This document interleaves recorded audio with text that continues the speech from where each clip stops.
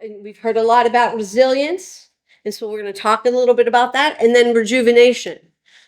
Because especially coming out of the pandemic, it's really pressed on a lot of our resilience, recovering from all of that. Now, I'll share with you a little bit. I appreciate Matt shared my professional background. My personal background is that I grew up in an alcoholic family with a mother who had mental illness. And at age 19, when I first started therapy, Charlie Unson, a very wise man. And so he asked me to tell him what was going on, and I was prattling on, and he goes, "You really want to fix your mom?" And I said, "No, I just want her to da, da, da, da, da, da, da." And he goes, "You really want to fix your mom?" And I go, "No, I just want her to da, da, da, da, da, da, da, da." And he goes, "You really want to fix your mom?" So 5 times we did that until I said, "Yes, I want her to be different. Like I want her, like I wanted her fixed." That was my first sense of caregiving. I knew something was wrong. I knew she made people miserable with her rage outbursts, and I just wanted it to go away. Right? And then, not surprising that my first entree into the field was in the addictions world. And then that became the mental health world as well. And that was really my journey. And then as I began to learn more, and that was 40 years ago, as I began to learn more and see more, the perspective that we know from a trauma lens is that it's not what is wrong with the person, but what has the person gone through. Right? And so I also have family members who have died by suicide. I have family members who are survivors of trauma. I have family members who are attempt survivors. I have family members that are in counseling on medication, have undergone ECT. Right? So for so many of us in the field, we're walking this walk professionally, but also personally. So this workshop today is about you, what you can do. Now, how many of you would really give yourself an A for self-care? Ooh. Well, then we got nothing to do but go up, okay? We got any people B? Just a few, okay. Well, hopefully we can get that grade up, okay? But it again, the balancing act of resilience versus rejuvenation. And if we can mindfully remember, as Socrates said, taking care of self is inherent in taking care of others. We can increase our longevity in the field. How many are in the mental health field employed? Okay, so almost half. And how many are peer support? Okay, and how many are others or don't want to reply? Okay. Okay, so the term resilience is just simply an ability to recover from or adjust easily to misfortune or change. Now, I don't know how many of us do that easily, but certainly that would be a goal potentially. And so recognizing that about yourself and being mindful of what I need to do that. So here's my half glass of water. I'm a Purdue mom, not a Purdue grad. And I thought, I should have brought my Penn State because we're doing better in football than Purdue right now. What's the question? That is a question, but it's not the right one now. What role you're in? That's a great question. Not the question. That's a great self-care question. But that's not the question. Like just making sure that we pour into others have something for us back. That's excellent. I'm glad these are all on tape right now. Anybody else? Yes. Can't pour from the hell. It has to be all well. Okay. That's good. An empty cup. What's that? You can't pour from empty. You can't pour from the side. True. Okay, so here's the question for this slide. And then I'm going to ask you to answer. How heavy is the cup? Oh, that's good. What's the answer? Balance. What's that? Balance. Balanced? As heavy as you make it. Not the answers. The cup's too big. Good on the day. You're close. It depends on how long you hold it. So think about that. Think about all that we carry. Because right now, I can actually feel this just a little bit in my bicep. I could probably hold this for the entire 3-hour workshop, right? No. But my muscle would start getting a bit fatigued. If I held it on the way home, if I was holding it tomorrow, next week, next month, right? The fatigue happens. And so recognizing that, and somebody talked about taking a drink, so I'm going to do that. Our body is made up of how much water? 70%. Yeah, 60 to 70%. Absolutely. That's what we need to put in our bodies most. So, how heavy is the cup? I want you thinking about that in terms of your own life, personally and professionally. I supervise grad interns and probably had over 300 to 350 grad interns in the last 20, 25 years. And I tell them that the hardest part about doing the work is that when we are carrying our own burdens and crosses along with others, right? So those first weeks after my mom passed away from a tragic fall and head injury, and within a couple months, I was sitting with a woman whose mother was about the same age and had experienced her own traumatic death. And I was like, okay, you got to breathe because you were talking to yourself right now, right? How many times that we're talking to ourselves? Or times when I go, that's good. Listen to that. Like when I'm telling somebody else, I go, Christine, you need to know that. So sometimes we say what we most need to hear, right? So, willow or oak, how many people identify with a willow tree? Okay, just a few. How many, an oak tree? How many don't like trees? So, but think about that in your head, because not all the hands went up. Think about what you identify with and tell me, what are adjectives that describe a willow? Bendable, what else? Lightweight. Strong. Messy. What? Messy. Oh, because of all the leaves? Yes. Carefree. Carefree. Well, Good switches. good switches. Oh. Spare the rod, spoil the child, use the willow branch. Is that what it is? Protected. Protected. Okay. How about an oak? Adjectives to describe an oak. Strong. Strong. Tall. Solid. Solid. No. Endurance, they're like they make it through storms. Okay. Make it through storms. You said old. Large. Say again. Large. Large. Large. Okay. Okay.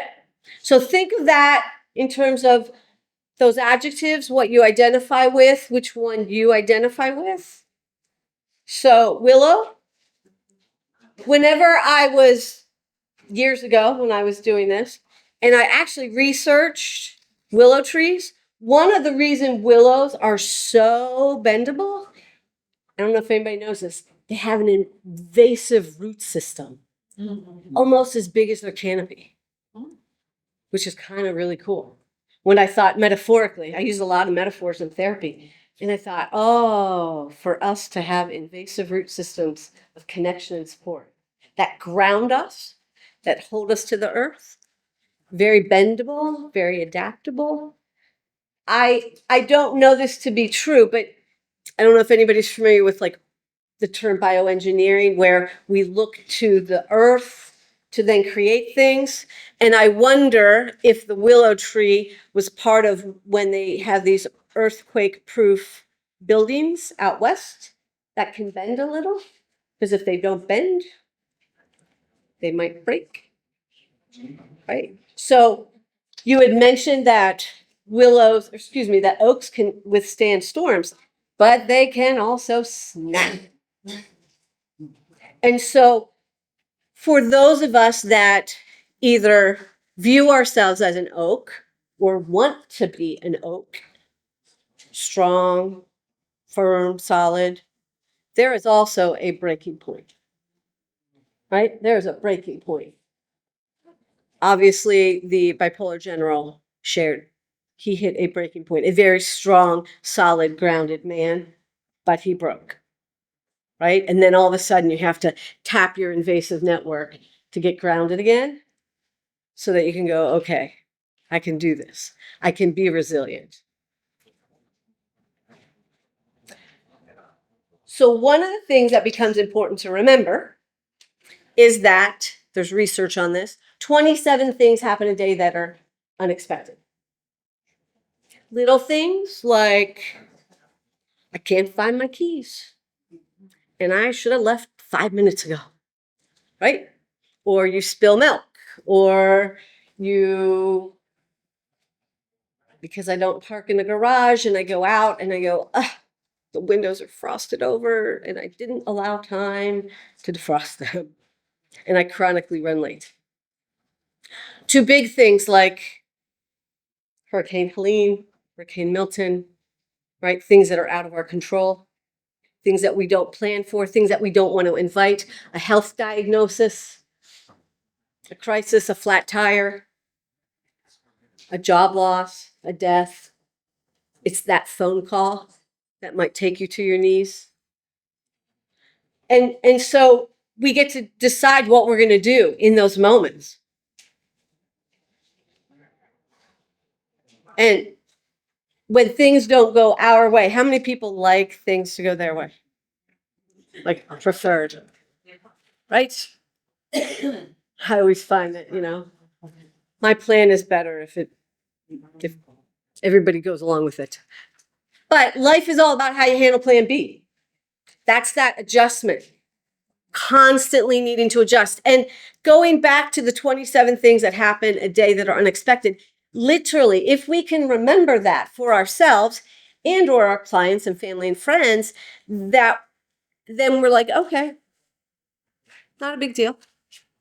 Or maybe it is a big deal, but we can adjust, right? But when you can't adjust, that's when the snap happens. When there's the rigidity, right? And the inflexibility. Or when it gets shattered like glass. And so with this, whenever I talk with clients about it, or remind myself or my colleagues or my interns, I go, not only do we have Life's All About How You Handle Plan B, but if you have to, go to C, go to D, the English alphabet has 26 letters, and then start with the Greek. They had 24 letters. So we have 50 options to adjust, right? If we could remember that things that are happening are not always cataclysmic, we can adjust. We are stronger oftentimes than we know, than we remember.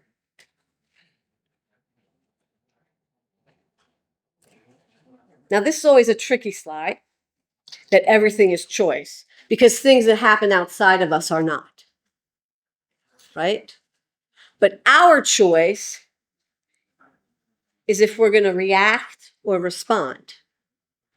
And I don't know if anybody's familiar with Wayne Dyer. Yes. So I love quotes, and I don't have a lot of them in here because I had to pare this down. But with everything that has happened to you, you can either feel sorry for yourself or treat what has happened as a gift. Everything is either an opportunity to grow or an obstacle to keep you from growing. You get to choose. So we don't get to choose what happens outside of us, But we do get to choose what happens internally, how grounded we are. Right? That's what we get to choose. The external terrain does not have to dictate our internal terrain. Now, CareAware was a video series I was involved in maybe a decade ago, and it was interviewing different folks from behavioral health, from the legal system, from like attorneys, talking about caregiving of older adults, those with medically fragile children, folks with who had family members with chronic mental illness, and so they have this. If you're inclined, you can check it out, and that's the website you go to, and then you go down to the caregiver clips and then resource center. In that clip, it's like 3 minutes. I just talk about the ambivalence of caregiving, right? Whether you're caring for elderly adults or family members, whether you're caring for a spouse, whether you're caring for a friend as a surrogate family member, whether you're caring for a child for whatever reason. I work with a lot of adults whose children have intellectual disabilities. And so, their vision of their children going out and living independently has upended their world, right? So there's ambivalence, and oftentimes it's this toggle between, resentment and compassion. Like, I didn't sign up for this. This is not what I envisioned. One of the clients that I worked with, she and her husband were, PhDs, and what we thought was late onset bipolar disorder, we actually found out was frontal temporal degeneration, FTD, what used to be called Pick's disease. It's a form of dementia. And so the whole vision and future she had of them retiring early and having the resources and traveling, it's not happening, right? And just the ambivalence when you find yourself in a situation where you're providing that care for someone, in my life, in many different situations, I was caring for mentally ill family members. And there were times when I was so not happy to do that. It was not what I had envisioned. And it wears on you. I describe it when I'm working, because I work with a lot of family members who are in caregiving roles. I describe it as emotional erosion. Like, it's just a wear. And sometimes it's, the gradual erosion that wears you down. But sometimes, again, and this is why self-care is so vital.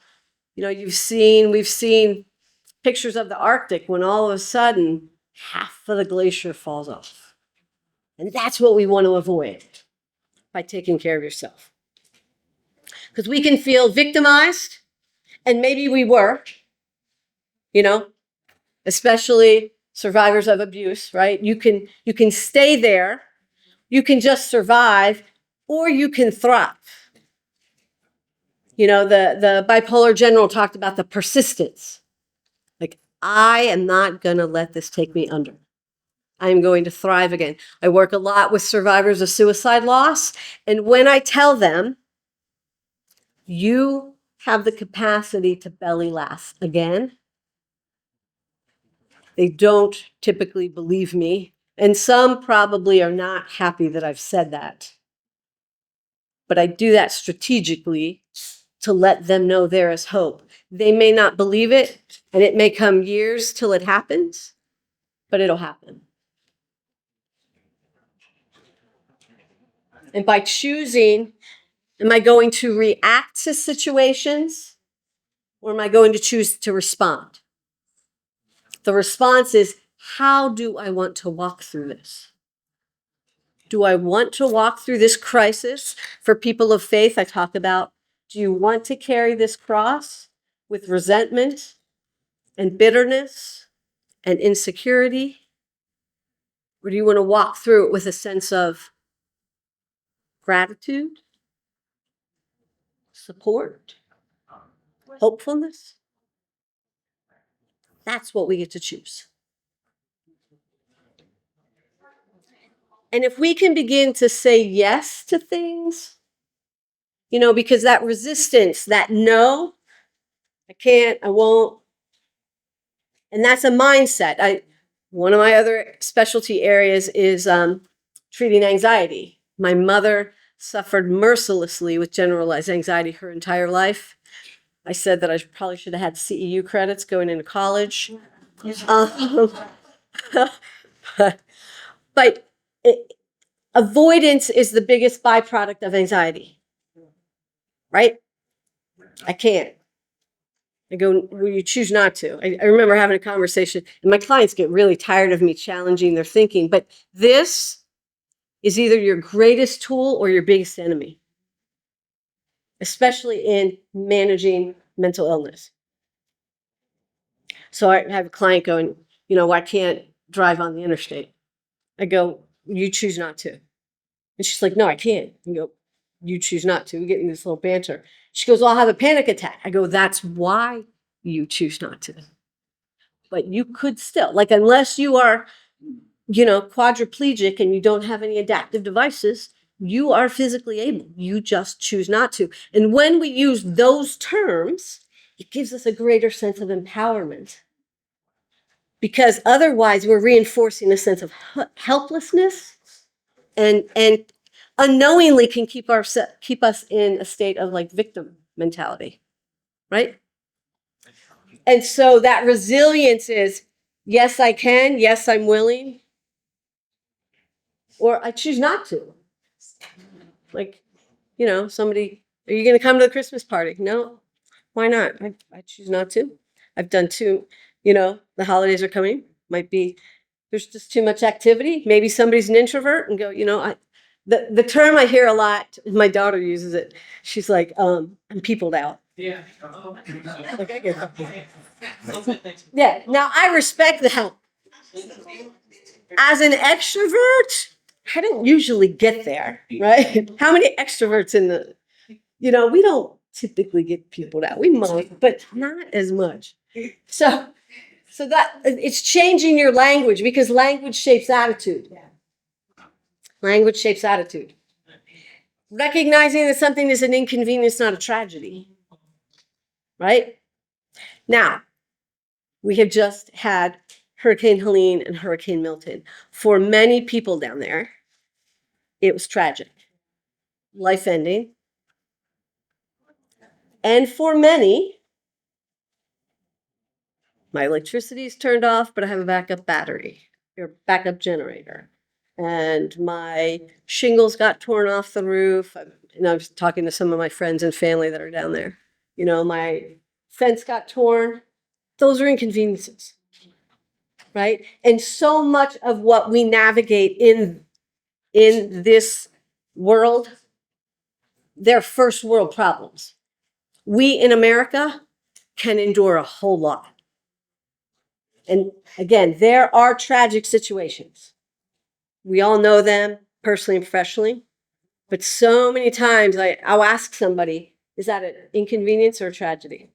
And the gentleman who shared this with me, God bless his soul, was battling with HIV for about 23 years before Magic Johnson. And he goes, Christine, I live with the philosophy of life is either inconvenience or tragedy. And my illness is an inconvenience. It just means I have to take a lot of medication. And I was bowled over by that. And that is a mindset. I'll ask my kids that. I'll ask friends that. I'll ask clients that. Really challenge yourself. How many are familiar with the term post-traumatic growth? Okay. I learned about that when I was at a national training in DC, because I'm a member, as Matt had said, for the National Center for Missing and Exploited Children, working with victims of sexual human trafficking and child abduction. And they introduced that notion. And so I came back and I researched it. So there's some TED Talks on it. There's a lot of TED Talks now on it. But it is, if you read the research is from the University of North Carolina, Charlotte, Tedeschi and Calhoun, for those of you that like to research things. And the prevailing belief, the prevailing wisdom of the research is that out of suffering can come great good. And if we hold on to that, and if we can remind ourselves of it, if we can channel that for other people, it helps build our resilience. Out of suffering can come great good. Here's another quote. When I was like 15, I was out. Any Boy Scouts here? Any people involved with families, Boy Scouts? Okay, there's this national camp out in New Mexico called Philmont. And I've had the great pleasure of being there 4 times, and I even worked a summer out there. And in one of the booklets, it had this quote: I believe in the sun even when it is not shining. I believe in love even when not feeling it. And I believe in God even when God is silent. Now, those words are profound to me, but then when I saw that it was scratched in the wall of a Nazi concentration camp, and I thought, I will never know that level of despair, ever.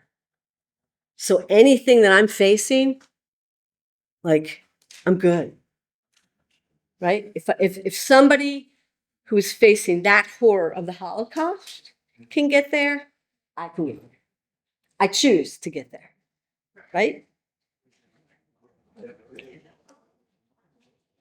Anybody see the Best Exotic Marigold Hotel? Okay. If you haven't, it's a good one, right? So the wisdom that we can apply to ourselves in this hotel, everything's falling around, like falling down around them. And Sonny, who is the hotel owner, has this exchange with this woman who complained mercilessly. And he said, you know, in India, we have this quote that everything will be all right in the end. And if it's not all right, it's not the end. Right? So helping people and ourselves move beyond the crush, right?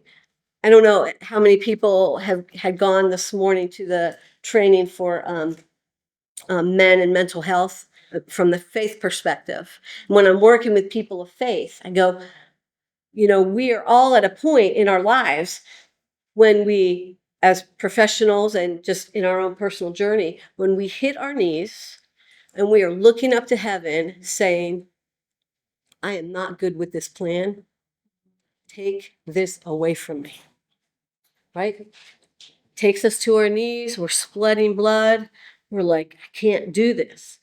And when I work with survivors of suicide loss a lot and trauma survivors, and they make that statement, they're like, I can't do this. I go, you will get to the other side because someone will carry you. Right? Someone will carry you. It won't be you. That's that invasive root system, right? That's how we get there. That's how we feed ourselves. That's how we develop the resilience. And recognizing not just blessings and burdens, I'm going to change this, blessings amidst the burdens. Like everybody down in Hurricane Milton, those that I texted, they all said, you know, we're doing okay. There's been some damage, but all the neighbors are out and they're helping each other, right? We get to see that. When tragedy strikes, we typically can look around outside of ourselves and see this communal experience of coming together. That helps our resilience. That helps carry us forward. And then just knowing whatever you see is illuminated. I usually have like a flashlight because if we turn the lights out, if I show the light over here, that's what you will see. And that's training your brain going, where am I going to focus? Because I can focus. There's a whole lot of bad stuff going on in the world. And if anybody truly, I tell clients this, if anybody truly suffers with anxiety, let me just tell you, stop watching the news. Like, seriously, stop watching the news. If an asteroid is coming to hit Indianapolis, somebody will call and tell you, right? They'll tell you to take shelter. But what that does is it is feeding your brain. You know, the media, it serves a purpose. It gives us information. It feeds off of fear. And individuals with anxiety, I'm speaking to the choir, one of the primary symptoms is worry thoughts, looping, rumination, perseveration. You do not need to take that in. It does not serve you. It serves me because it keeps people in therapy longer. So, you know, I tell clients, thank you on behalf of me and my practice. However, if you want to serve yourself, you'll stop watching the news. And it was interesting. I don't struggle with anxiety. But after the insurrection, I'm like, I chose not to. I'm not going to watch news. I may have watched, I don't know, 5 or 10, like sit down, turn the news on, watch since the insurrection. Because what I noticed is it started my blood boiling, and it started these very unkind thoughts. And I don't need that. It's like eating junk food. I don't need that in my body. It has no value. So, you know, and I struggled too with, okay, so is this socially responsible? Because there were big things happening. It was probably days before I found out about the fires in Hawaii. And one of my clients mentioned that she had a family member who was getting deployed, this was years ago, down to Florida for the building collapse. And I'm like, oh, what happened? Like, I don't know. So, but we get news some way, right? So what are you looking for? This was actually a conversation with my mom once. I spent a week home. I'm from Pennsylvania. And the entire week, and this was, I mean, it was just so perfect. And I credit my mom now for making me the therapist that I am today. But she would, throughout the whole week, she's like, look at those dark clouds. Look at those dark clouds. We were going out to dinner. Look at those dark clouds. And then we were driving somewhere. And the whole week, she kept saying that. And finally, I like had the insight. And I said, Mom, do you realize that you've been saying that all week? And you're focused on what could be. And I'm focused on what is. And there's no rain. There are dark clouds, but there's no rain. Because she looped, like, worried that we would get caught in a storm. And I go, but if it does rain, we've got umbrellas, right? Like, that's a good thing. So training your brain to pull back from that, because some of it is just so automatic. Times when I'll stop clients, I'll go, did you hear what you just said? I had somebody yesterday, I was talking to him, and I go, I want you to repeat that statement, but I want you to take this word out. I'm like, oh, okay. With anxiety, and whether that's you struggle with anxiety or, you know, there's a situation, my advice is don't experience stress twice. If you know that the event is going to be stressful, whatever it is, whether it's a job interview, talking to a boss, a court appearance, a medical procedure, like whatever, just wait till you get there. Because what we know is the anticipatory anxiety that builds up, which keeps me in business, by the way. Usually by the time somebody gets there, they're like, oh, that wasn't that bad. Like that just wasn't that bad. One client I talked to, here's a short story. It was on a Thursday, and she was talking about a diagnosis, like she had just done lab work. And she's like, well, I know it's going to be positive for cancer. Now, here's another thing. Do not make declarative statements about the future, right? Unless you have a crystal ball or you are God. We cannot tell the future. So I want people to use language that's fair and accurate. So when somebody says, I know, I always challenge them to say, I believe, I fear, I expect, but we do not know. So she said, I know the test is going to be positive for cancer. I know I have cancer. I go, you do? You gotten the test back? She's like, no, it's supposed to be in on Tuesday. I go, okay, well, it's Thursday. You've got the weekend. You get to choose whether you want cancer this weekend. I go, do you want cancer this weekend? Because you get to choose. I want you to call me on Tuesday and let me know what the results are, number one, and whether you had cancer this weekend. Because she was like hell bent. Excuse my expression. She had it. She calls me Tuesday, leaves a voicemail. Hey, Christine. I wanted to let you know the test results were negative. Because I said, if they're positive, we'll freak out together. Like, we have full rights to freak out together. And she goes, and I didn't have cancer this weekend. Yes.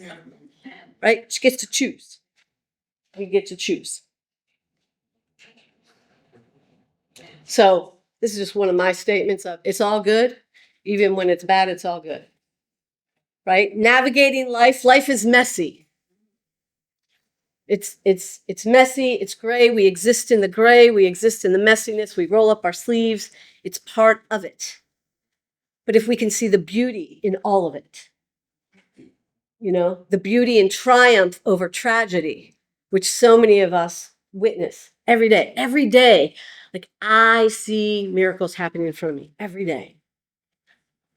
Some decades ago, I had a client, you know, first appointment, sobbing, and then going, I don't know how you do this every day. I go, I don't do this every day. I don't. I go, you will get better and I will see change. I get to see change and miracles every day. That's what I witness. Yes. She's like, oh. I go, so you won't be like this. And if you are, then you need to fire me because like you should not be like this in a month.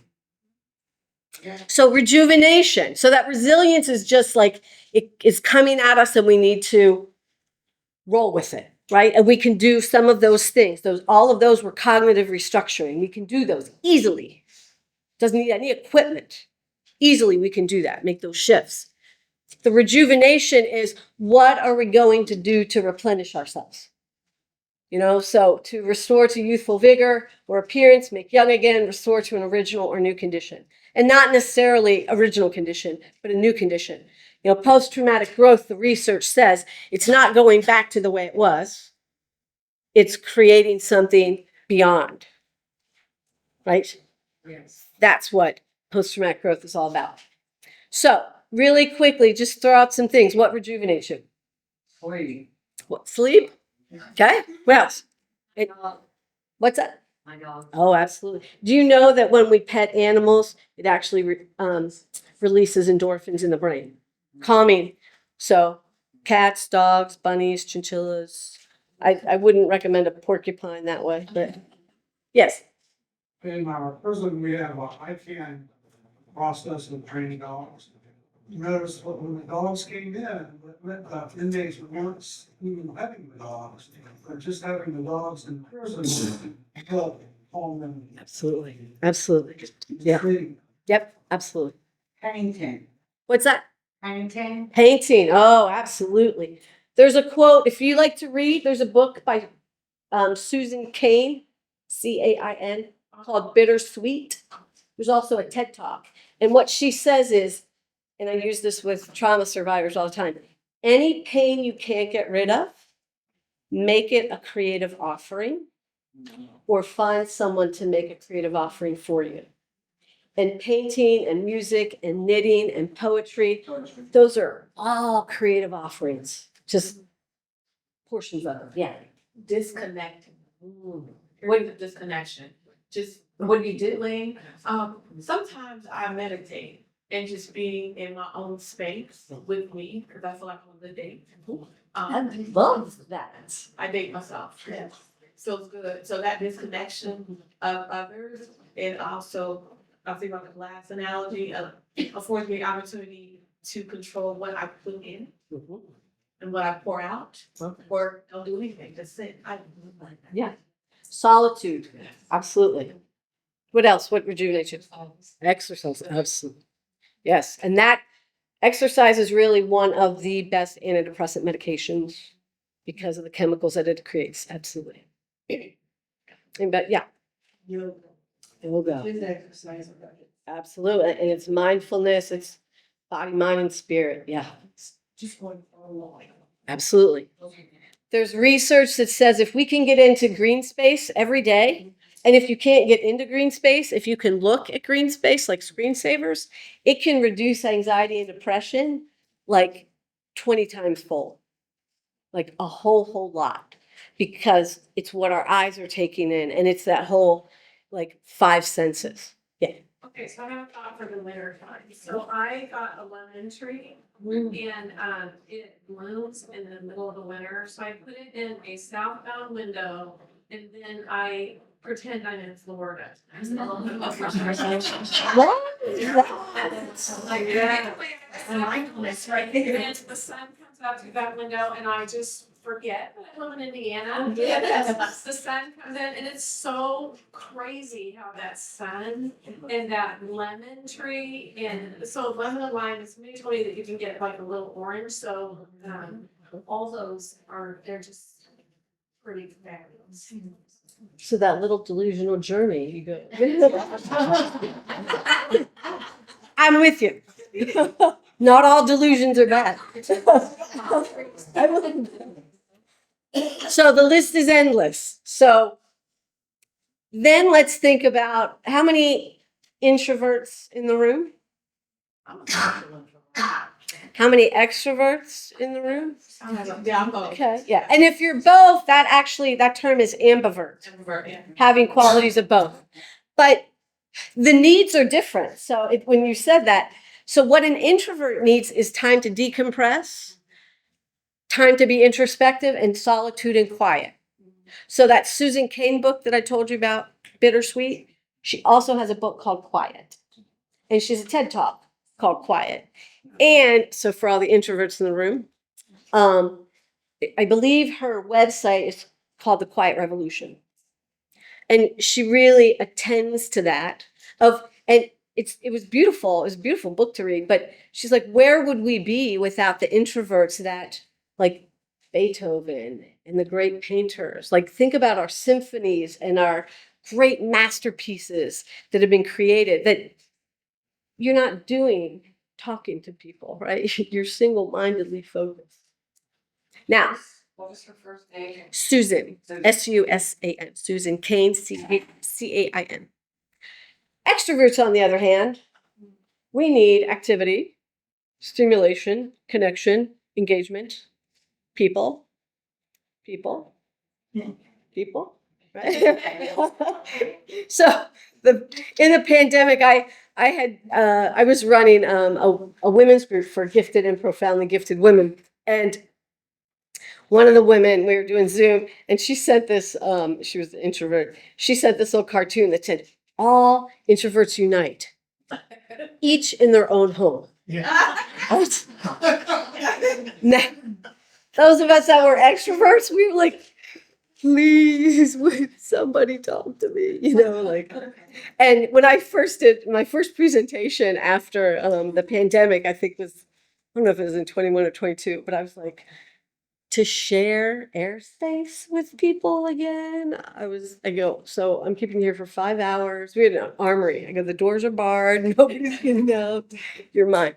But recognizing that the needs are different. And if we know that about ourselves, if you haven't done a test, a really quick, easy one is called 16 Personalities, and it's free. It's really like an abbreviated Myers-Briggs, the MBTI. But we live in an extroverted world, right? America is extroverted. Go, go, go, do, fast now, right? Which works well for me. If you wanted to kill me, put me in a Tibetan monastery and tell me I can't talk, right? That would kill me.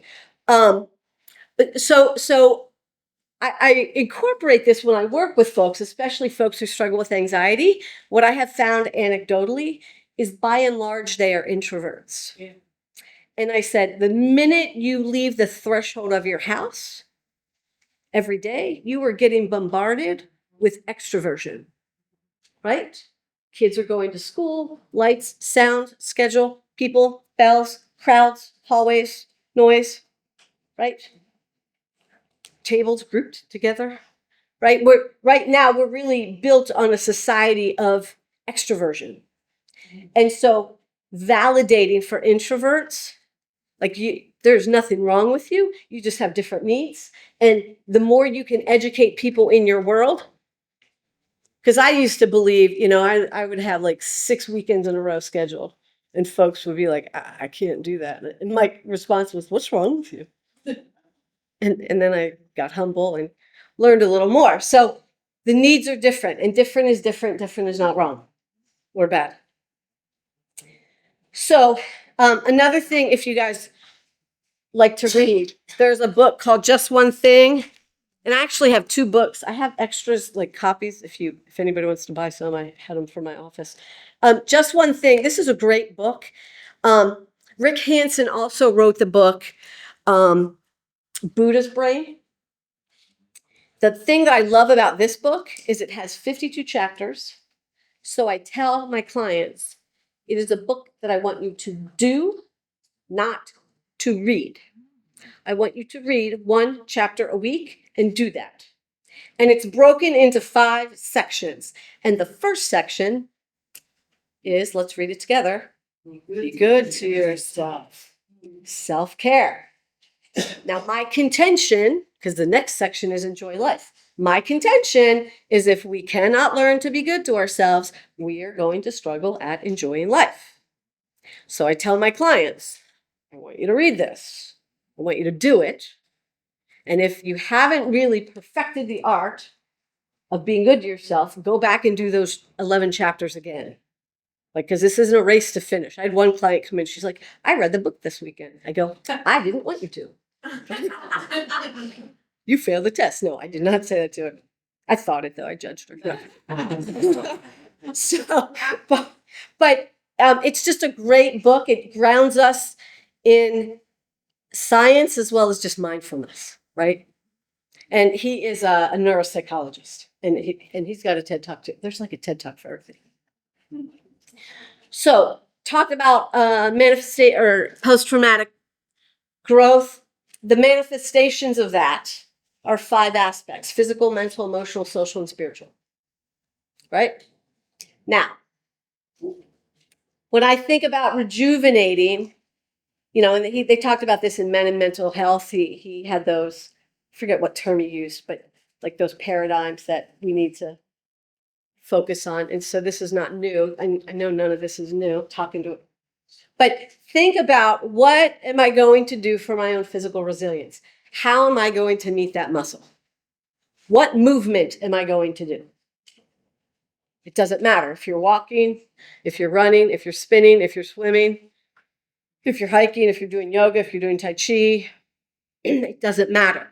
Movement is necessary. We know, and I don't know if everybody's heard this, sitting is the new smoking. Sitting has deleterious effects on our body, physically and emotionally. Okay? We should be moving at least once an hour. And for somebody who does sometimes 10 hours of therapy a day, back to back to back to back to back to back, get up, move around, stretch, whatever. Movement. Nutrition.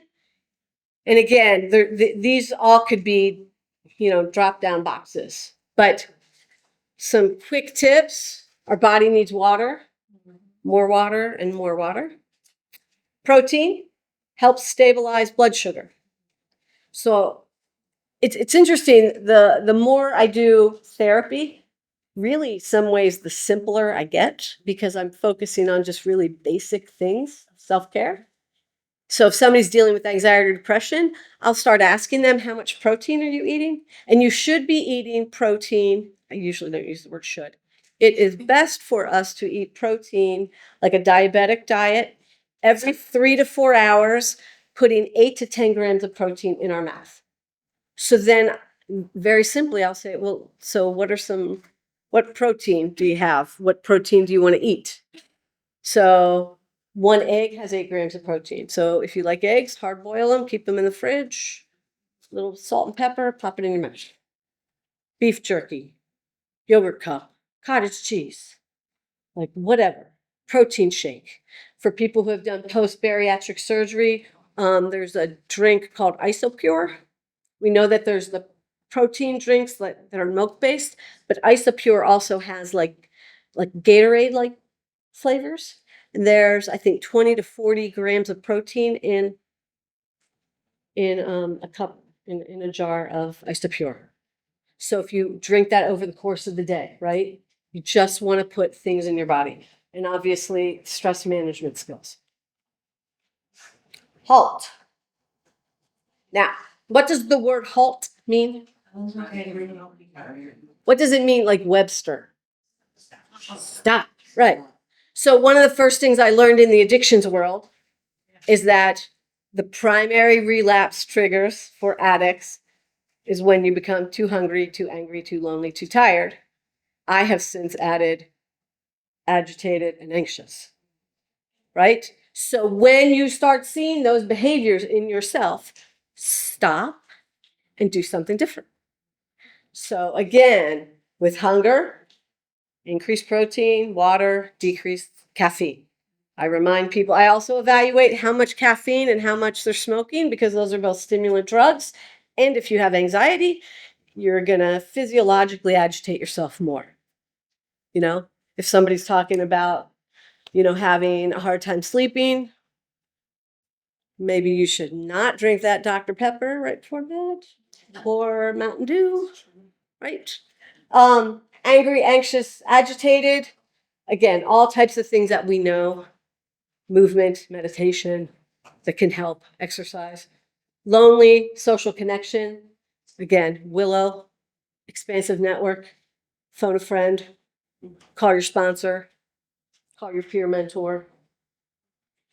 You may not want to call a family member unless, because sometimes they can exacerbate things. And tired, here's some tricks on healthy sleep hygienes.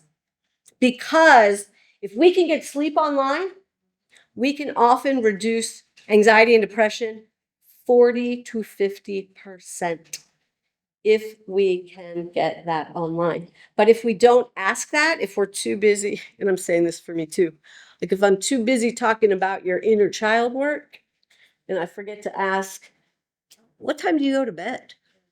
2 a.m. Oh, time are you getting up? 6. Oh, that's a problem. Let's talk about that, right? Because the body doesn't have a chance to repair itself. Because our brain is in 4 waves: beta, alpha, theta, delta. Beta is where we spin and we can do sheer beta, which for those who are anxious, that can be what keeps you up at night because you're like doing this loop. And then alpha is when we're awake and alert.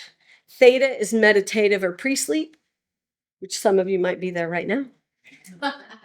And then delta is where we get restorative sleep. But a lot of times we don't get down into delta waves.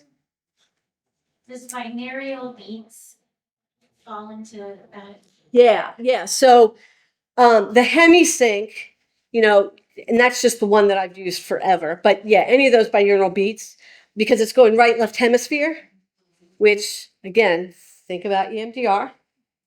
It's bilateral stimulation, right? We know the brain and the body can physiologically heal itself, right? So using those with earbuds, physiological soothing, using some Epsom salts.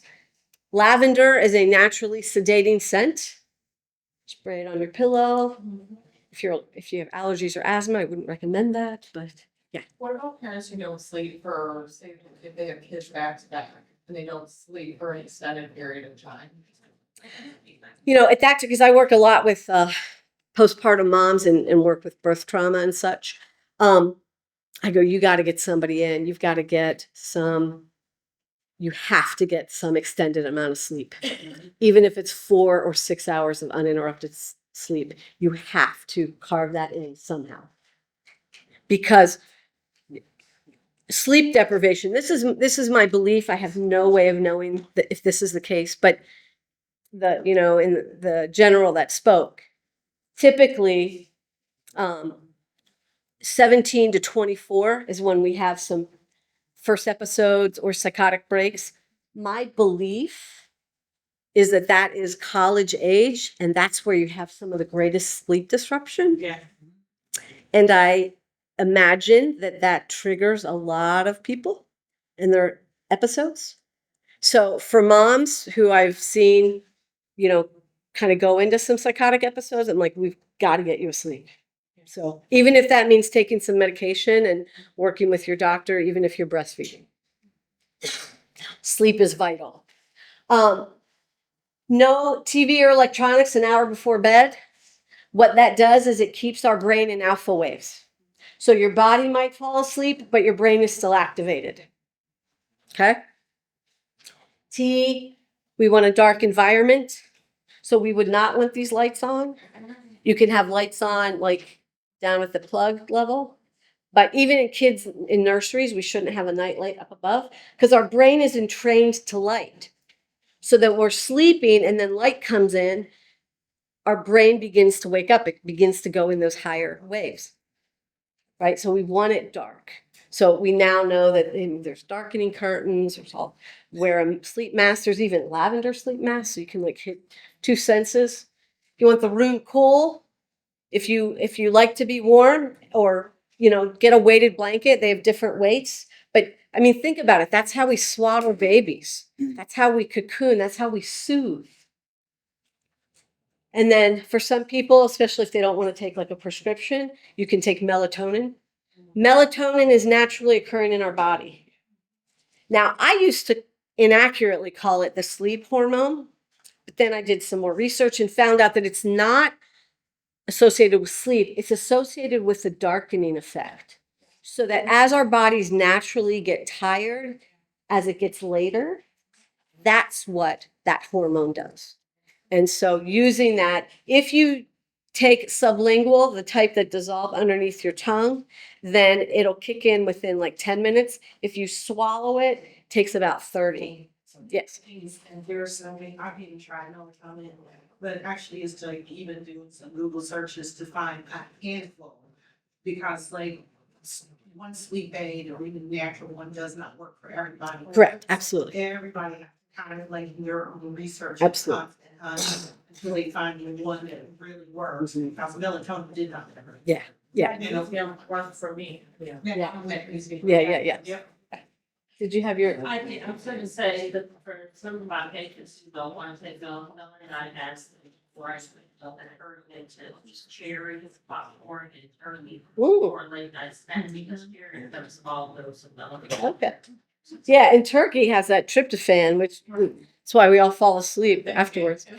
Mental resilience, just what are you doing to keep your brain engaged? Like this, it's really not a muscle, but we treat it like a muscle. We have to keep it active.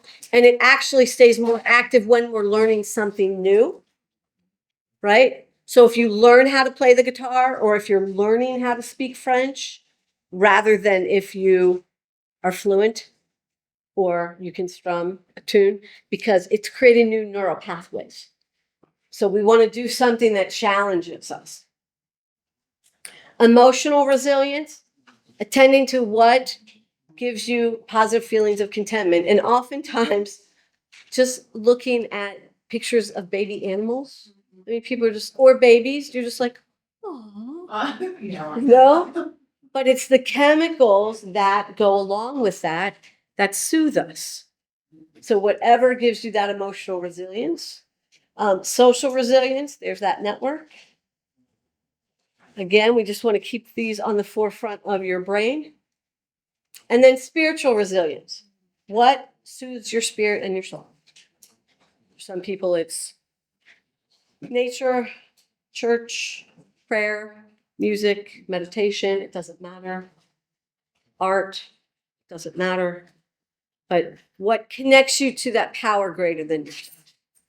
I just had the opportunity to do a 12-day pilgrimage with people in my Catholic faith community, and we were in France for 12 days. And just my question for people was, and this was family, friends, and clients, and I kept a journal and I had probably 100 to 150, but I said, how can I pray for you? So my whole focus was praying for others at very specific places. And then I took pictures and then I sent it to them. So I wanted them to know intentionally somebody's holding you close. And just to get out of myself was just beautiful. So, quote again, peace, it does not mean to be in a place where there is no noise, trouble, or hard work. It means to be in the midst of those and still be calm in your heart. And that's really, I find, the essence of our journey, because this external world buffets us. And this is where we need to stay peaceful and content amidst this. So, this is a strategic pause, which is Stephen Covey. So close your eyes for a quick moment. Take a drink of water, if you have it, or even a pretend drink of water. I'm going to. Stretch your body. Movement. And then look to the ceiling and look to the light. And just think of something hopeful. Anybody want to share that hopeful thought? Get a good night's sleep tonight. Are you a new mom? I have 2 little girls. Okay. They never sleep. Yes. Okay. Any other hopeful thoughts anybody wants to share? Yes. Working in prison with great anguish from other people.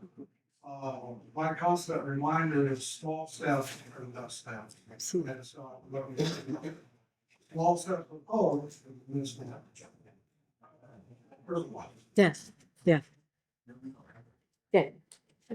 Little transparency, dealing with an adult son who's in college, who battles depression and anxiety and ADHD. And I think there's hope that he will be successful.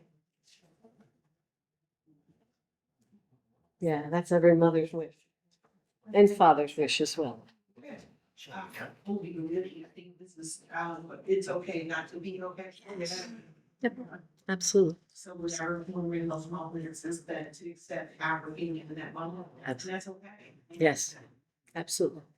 And having those words around us, again, can be great reminders. This is the quote that's painted on my wall in my private practice. So my clients sit on the couch and that's what they see. And I always joke, because obviously it was written in BCE, but I always joke and I go, I hope that includes women. As a feminist. But, that's really what we convey to those we work with, those whose lives we intersect with, family, friends, clients, and all ourselves. Like in adversity, we are saved by hope. So thank you. It has been a blessing. Yeah, you had a question? I just was going to say my brother's health and stuff, and he has 7 heart challenges. And so my hope is that he stay as healthy as he is right now. Yeah. Yeah. Yeah. And then sometimes we have to then let go of the outcome. Yeah. Yes. And That's step one for those in the recovery world. I've rolled with the punches so far with the 7 is that, Nice. I mean, I have all this paperwork and everything. Thank you. He has life insurance. I have paperwork for that. Yeah. But, I roll with the flow, but it's a hope. Yeah, absolutely. It's a hope. And you had one more? Yeah, I just, one thing I always try to tell my clients is just to remember the 1%. 1%. So you can just focus on all the negative, but if you can just see the exception in everything, Absolutely. that the difficulty is an opportunity. It's like, I saw your side. So Yeah. I like that. Absolutely. Well, there's my contact information, and I know we're at time. If I'm happy to take some questions if you want to ask them or come on up. But thank you so much. I really enjoyed this. Thank you.